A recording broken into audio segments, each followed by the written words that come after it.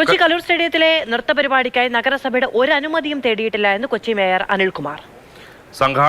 സംഘാടകരായ മൃദംഗ വിഷ്ണുവിനെതിരെ നടപടിയെടുക്കുമെന്ന് മേയർ മാതൃഭൂമി ന്യൂസിനോട് പറഞ്ഞു. ടിക്കറ്റ് വെച്ച് പരിപാടി നടത്തിയിട്ടും നഗരസഭയ്ക്ക് വിനോദ നികുതി നൽകിയിട്ടില്ലെന്നും മേയർ അറിയിച്ചു.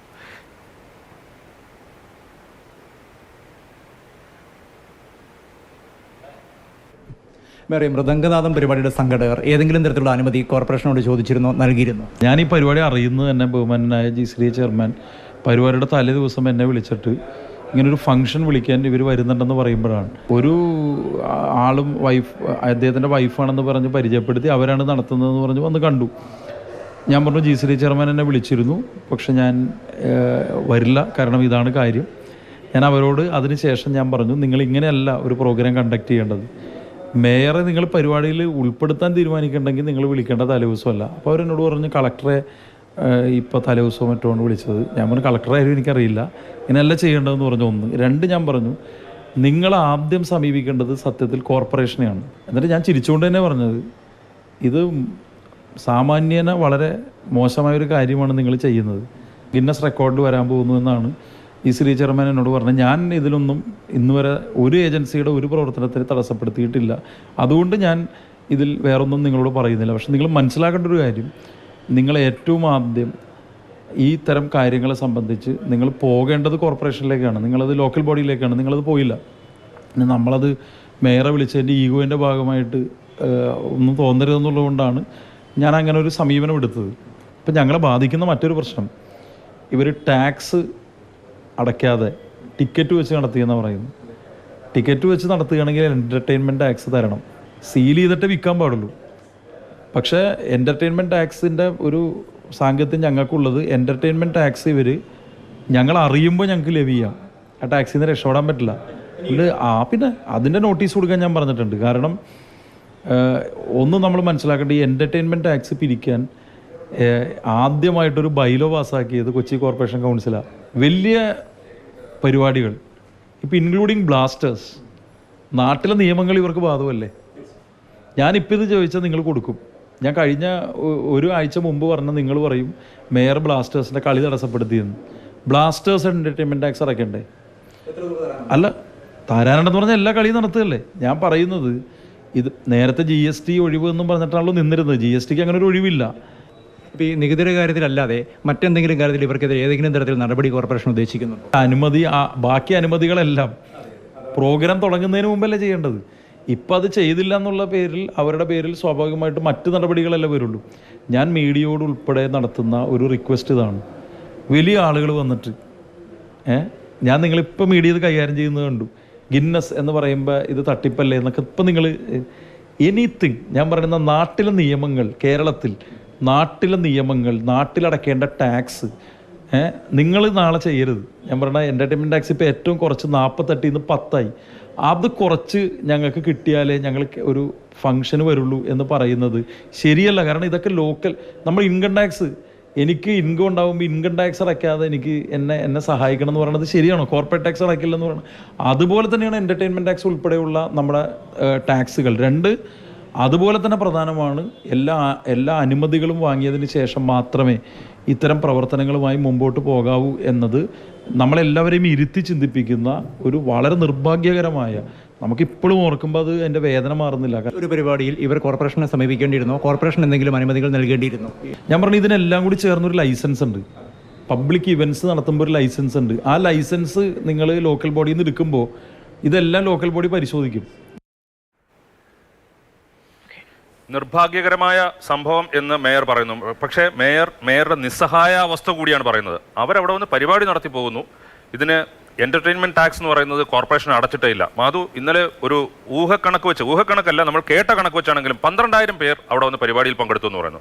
അവരിൽ ഓരോ കുട്ടികളിൽ നിന്നും 3,500 രൂപ വീതം കളക്ട് ചെയ്തു. എത്ര കോടി രൂപയായി? 4 കോടിയിലധികം രൂപ അവിടെ പിരിച്ചിട്ടുണ്ട്. നോക്ക്, നമ്മളിപ്പോൾ ഒരു ഗിന്നസ് റെക്കോർഡിന് വേണ്ടിയിട്ട് ഒരു പരിപാടി സംഘടിപ്പിക്കുന്നു എന്ന് പറയുമ്പോൾ നമ്മൾ വിചാരിക്കുന്നത് സംഘാടകർക്ക് അതിൽ വലിയ ചെലവുണ്ട്, അയ്യോ ഇത്രയും അധികം ആളുകളെ എത്തിക്കാൻ. പക്ഷെ ഇതൊക്കെ ഉണ്ടാക്കുന്ന റവന്യൂ എന്താണ് ഇതിന്റെ പുറകിൽ? അത് ഗിന്നസ് വേൾഡ് റെക്കോർഡിന് വേണ്ടി ചെയ്യുന്നു എന്ന് പറയും, അതിന് പിന്നിൽ വലിയ ഒരു ബിസിനസ് നടത്തുകയും 4 കോടിയിലധികം രൂപ കളക്ട് ചെയ്തു. ഇത് മാത്രമല്ല, അവിടെ ഈ വന്ന കുട്ടികൾ ഓരോരുത്തരുടെയും രക്ഷിതാക്കൾക്ക് പങ്കെടുക്കണമെങ്കിൽ അവർ ബുക്ക് മൈ ഷോ വഴി ടിക്കറ്റ് വേറെ എടുക്കണം. അതും 2 തരം ടിക്കറ്റ് വേറെ പല കുട്ടികളിൽ നിന്നും പല തുകയാണ് ഈടാക്കി. 3500 രൂപ വാങ്ങിച്ചിട്ട് അവർ ഈ കുട്ടികൾക്ക് കൊടുത്തത് ഒരു 500-600 കൂടിപ്പോയ 1000 രൂപ വില വരുന്ന ഒരു സാരി മാത്രം. ബാക്കി മേക്കപ്പ് കാര്യങ്ങളെല്ലാം അവരവർ അതും കല്യാൺ സിൽക്സ് അവരിതിനകത്ത് പാർട്ട്ണറാണ്. അത് അത്തരത്തിലുള്ള പാർട്ട്നേഴ്സ് ഉണ്ടാകുന്നതൊക്കെ സ്വാഭാവികമാണ്. പക്ഷേ ഈ രീതിയിലുള്ള ഒരു ബിസിനസ് ആണ്. എന്റർടൈൻമെന്റ് ടാക്സ് പോലും കൊടുക്കുന്നില്ല. ഈ പണം മുഴുവൻ വാങ്ങിയിട്ട് സർക്കാരിന് കൊടുക്കേണ്ടുന്ന പൈസ പോലും കൊടുക്കുന്നില്ല എന്നുള്ളതാണ് മേയർ ഇപ്പോൾ പറയുന്നത്. 48% നിന്ന് 10% ഏറ്റവും കുറഞ്ഞ 40 ലക്ഷം രൂപ നമ്മുടെ ഖജനാവിലേക്ക് അല്ലെങ്കിൽ നമ്മുടെ പൊതു സംവിധാനത്തിലേക്ക് കോർപ്പറേഷനിലേക്ക് പോകേണ്ടതല്ലേ, അത് പോയിട്ടില്ല. ഈ രീതിയിലുള്ള എന്നിട്ടാണ് തട്ടിക്കൂട്ട് സ്റ്റേജും ഉണ്ടാക്കിയത്. അധികമായി ഉണ്ടാക്കിയ സ്റ്റേജിന് ബലമുണ്ടായിരുന്നില്ല എന്നാണ് പറയുന്നത്. 2 ലക്ഷം രൂപ കൊടുത്ത് നല്ലൊരു സ്റ്റേജ് ഉണ്ടാക്കാൻ കഴിയില്ല ഇവർക്ക്. എത്ര ലക്ഷം മുടക്കിയാലും പക്ഷെ അതിന്റെ ഫ്രണ്ടിൽ ഈ വെക്കേണ്ട സുരക്ഷാ കാര്യങ്ങൾ പാലിച്ചില്ല എന്ന് പറയുന്നത്. അവിടെ ഒരു മന്ത്രി കൂടി പങ്കെടുത്ത ഒരു പരിപാടിയാണ്. മന്ത്രി, ജനപ്രതിനിധികൾ, ഇവിടെ മുഖ്യമന്ത്രി, കുഞ്ഞുങ്ങൾ, അതെ, നമ്മൾ മുഖ്യമന്ത്രിക്കൊക്കെ ഇവിടെ റോഡിൽ കൂടെ പോകുമ്പോഴത്തേക്ക് എത്ര വലിയ സുരക്ഷ, അതായത് റോഡ് തടഞ്ഞിട്ട് മിനിറ്റുകളോളം ഗതാഗതം സ്തംഭിപ്പിച്ച് മുഖ്യമന്ത്രി അത്തരത്തിലുള്ള ആളുകൾ പോകുമ്പോൾ സാധാരണ ജനപ്രതികൾ, സാധാരണ ജനം, അവരുടെ എല്ലാവരുടെയും ജീവന സുരക്ഷയുണ്ട്. ഇത്തരത്തിലുള്ള സുരക്ഷാ മാനദണ്ഡങ്ങൾ പാലിക്കുന്നു എന്നുള്ളത് കൃത്യമായി ഉറപ്പാക്കണം. മന്ത്രിമാർ പങ്കെടുക്കുന്നവർ അല്ലെങ്കിൽ പങ്കെടുക്കുമ്പോൾ, ജനപ്രതിനിധികൾ പങ്കെടുക്കുമ്പോൾ അവിടെ എന്തൊക്കെ സുരക്ഷാ മാനദണ്ഡങ്ങൾ ഉണ്ടാകണം എന്നുള്ളതിന് കൃത്യമായിട്ടൊരു പ്രോട്ടോകോൾ വേണം. അത് പാലിക്കണം. അതാണ് ഈ ദുരന്തത്തിലൂടെ നമ്മളെ ഓർമ്മിപ്പിക്കുന്നത്. പ്രദീപ് ജോസഫ് വിവരങ്ങളുമായി നമ്മളോടൊപ്പം ചേരുന്നുണ്ട്. പ്രദീപ്, ഇപ്പോൾ മേയർ പറയുമ്പോഴാണ് പല കാര്യങ്ങളും നമ്മൾക്ക് മനസ്സിലാകുന്നത്. അത് ഈ പരിപാടിക്ക് മാത്രമല്ല, ബ്ലാസ്റ്റേഴ്സിനടക്കം പറയുകയാണ്. ശരിയാണ്, വലിയ ആരാധക വൃന്ദമുള്ള ടീമാണ്. മേയർ അങ്ങനെയുള്ള ഒരു ആരോപണം ഉന്നയിച്ചാൽ ഒരാഴ്ചയ്ക്ക് മുൻപാണ് എങ്കിൽ ബ്ലാസ്റ്റേഴ്സിന് കളി മുടക്കിയെന്ന് പറയുമായിരുന്നില്ലേ എന്നൊക്കെ ചോദിക്കുന്നു. പക്ഷേ സർക്കാരിന് കൊടുക്കേണ്ട പണം അല്ലെങ്കിൽ നിയമപരമായി കൊടുക്കേണ്ട പണം കൊടുക്കാതെയാണ് ഇജാതി പരിപാടികളൊക്കെ നടക്കുന്നത്. മധു, സംഘാടനത്തിലെ നിരവധി പിഴവുകൾക്ക് പിന്നാലെയാണ് ഇത്തരത്തിലുള്ള ഒരു സാമ്പത്തിക തട്ടിപ്പിന്റെ കഥ കൂടി ഇതിനുള്ളിൽ നിന്ന് തന്നെ പുറത്തു വരുന്നത്.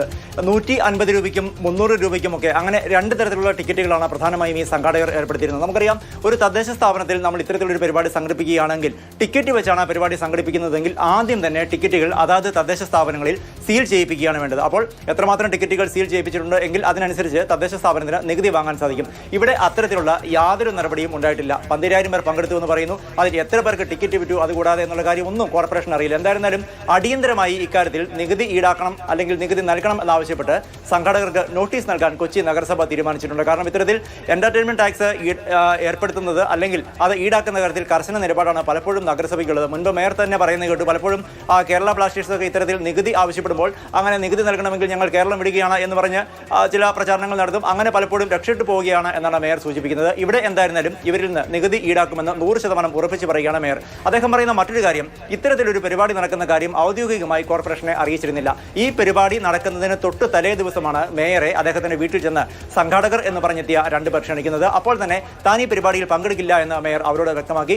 അവർ തന്നെ ക്ഷണിക്കാൻ വന്നപ്പോൾ തന്നെ തനിക്ക് അതിലൊരു കല്ലുകടി അല്ലെങ്കിൽ ഒരു പന്തികേട് തോന്നിയിരുന്നു എന്നാണ് മേയർ പറയുന്നത്. കാരണം ഒരു മേയറെ ഇത്തരത്തിലൊരു പരിപാടിക്ക് ക്ഷണിക്കണമെങ്കിൽ തലേദിവസം രാവിലെ ചെന്നല്ല ക്ഷണിക്കേണ്ടത്, വളരെ നേരത്തെ തന്നെ, ഒരുപക്ഷെ ഏറ്റവും ആദ്യം ഉറപ്പാക്കേണ്ടത് അദ്ദേഹത്തിന്റെ സാന്നിധ്യമാണ്. അതുകൊണ്ട് തന്നെ താൻ പങ്കെടുക്കാനില്ല, നേരത്തെ ചുമതലയേറ്റ ചില കാര്യങ്ങൾ ചെയ്തു തീർക്കാനുണ്ട്, അതുകൊണ്ട് വരില്ല എന്ന് അറിയിച്ചു. പിന്നീടുള്ള ഇവരുടെ ഓരോ നീക്കങ്ങളും സംശയകരമായിരുന്നു എന്ന് മേയർ പറയുന്നു. മാത്രമല്ല, കോർപ്പറേഷന് ഇത്തരത്തിലൊരു പരിപാടി നടക്കുന്ന കാര്യം അറിയിച്ചിരുന്നുവെങ്കിൽ ഒരു പൊതു അനുമതി കോർപ്പറേഷൻ നൽകുമായിരുന്നു. ഇത്തരത്തിൽ പൊതു അനുമതി നൽകുമ്പോൾ കോർപ്പറേഷനിലെ ഉദ്യോഗസ്ഥർ അവിടെ എത്തി ആ സ്റ്റേജ് ഉൾപ്പെടെ പരിശോധിക്കും. അല്ലെങ്കിൽ PWDയുടെയും ഇലക്ട്രിക്കൽ ഇൻസ്പെക്ടറേറ്റിന്റെയും ഒക്കെ സർട്ടിഫിക്കറ്റുകൾ ഈ സംഘാടകരോട് ആവശ്യപ്പെടും. അങ്ങനെയെങ്കിൽ ഈ ദുരന്തം ഒഴിവാകുമായിരുന്നു എന്ന് തന്നെയാണ് മേയർ ചൂണ്ടിക്കാട്ടുന്നത്. പ്രദീപ് ജോസഫാണ് വിശദമായ വിവരങ്ങൾ നൽകിയത്. കോർപ്പറേഷൻ മേയർ പറയുന്ന മറ്റൊരു പ്രശ്നം കൂടിയുണ്ട്. ഇത് ഗിന്നസ് വേൾഡ് റെക്കോർഡിന് വേണ്ടിയിട്ടുള്ള പരിപാടിയാണ് എന്ന് പറഞ്ഞ് GCDA ചെയർമാൻ വിളിച്ച് ഇദ്ദേഹത്തോട് റെക്കമെൻഡ് ചെയ്യുകയാണ്. അപ്പോൾ അവിടെയെല്ലാം ഈ സംഘാടകർ മുന്നിൽ വെച്ചത് ഗിന്നസ് വേൾഡ് റെക്കോർഡിന് വേണ്ടിയിട്ടുള്ള ഒരു പരിപാടി. പക്ഷേ ഇത്തരത്തിലുള്ള ഒരു റെക്കോർഡിന് വേണ്ടിയിട്ട് അതിന്റെ മറവിൽ എന്തും ചെയ്യാമെന്ന് വിചാരിച്ച് ചിലർ ഇറങ്ങിയത് ഒരു നിയമവും തങ്ങൾക്ക് ബാധകമല്ല എന്ന് വിചാരിക്കുന്നു. ബാധകമല്ല, നഗരസഭയെ പോലും അവർക്ക് വേണ്ട നികുതി പോലും കൊടുക്കാതെ നടത്തിയ ഒരു തട്ടിപ്പ് എന്ന് തന്നെ പറയേണ്ടി വരും. ഇനി എത്ര വലിയ വേൾഡ് റെക്കോർഡാണ് ഇതുവഴി ഉണ്ടായത് എങ്കിൽ പോലും യഥാർത്ഥത്തിൽ ഈ ഗിന്നസ് അധികാരികളും ഇതൊക്കെ പരിശോധിക്കേണ്ടതാണ്. അവരുടെ റെക്കോർഡിന് വേണ്ടിയിട്ട് എന്ത് തരത്തിലുള്ള പരിപാടിയും അല്ലെങ്കിൽ നിയമലംഘനങ്ങൾ നടക്കുന്നുണ്ടോ, ഇത്തരത്തിലുള്ള ദുരന്തങ്ങൾ ഉണ്ടാക്കുന്നുണ്ടോ എന്നുള്ളത് കൂടി ശരിക്കും അവർ പരിശോധിക്കേണ്ടതാണ്.